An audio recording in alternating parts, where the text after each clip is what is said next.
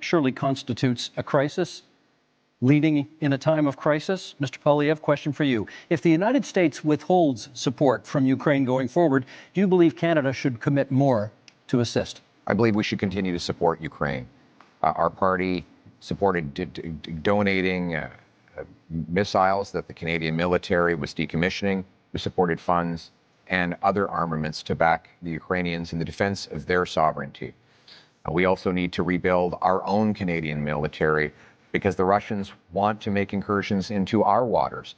We'll be buying 4 massive Arctic icebreakers. I'll be opening the first Arctic base since the Cold War in Canada, CFB Iqaluit. We're going to double the size of the Arctic Rangers and fill the vacancies in our Canadian armed forces.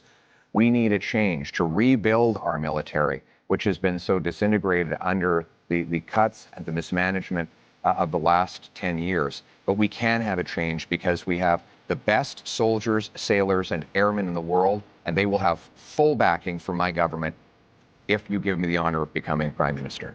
I may come back to that one in the open forum because I'm not sure we got an answer about Ukraine on that one, but okay. Do you remember when Pierre Poilievre refused to say whether he'll honor aid to Ukraine and help our allies survive the brutal and illegal invasion of their country?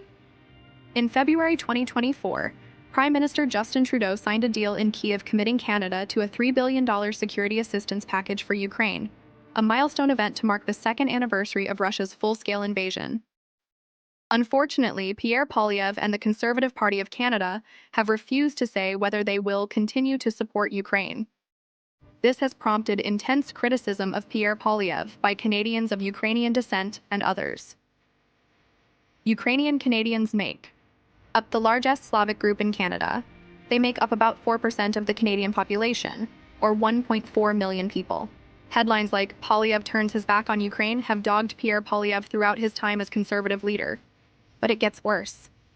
In the House of Commons vote on legislation to implement an update to Canada's free trade agreement with Ukraine, 109 Conservative members of Parliament voted against the bill. He is choosing to not stand with Ukraine, not stand with Ukrainians, and not stand with Ukrainian Canadians. Why are they abandoning Ukraine? When asked to explain why the Conservative Party voted against the trade deal with Ukraine, Poilievre offered a strange excuse. Poilievre claimed it was because the deal imposed a carbon tax on Ukraine. This rationale made no sense as the proposed Canada-Ukrainian deal contained no such demand. And Ukraine, like 37 other countries and the entire European Union, already has a price on carbon or carbon tax, something Poilievre and his party should already know.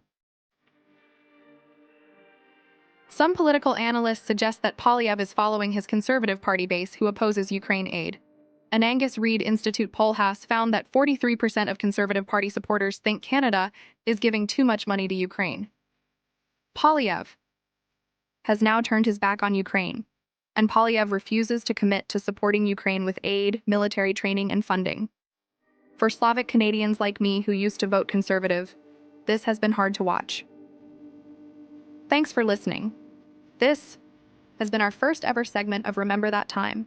Please like and subscribe to help our channel grow.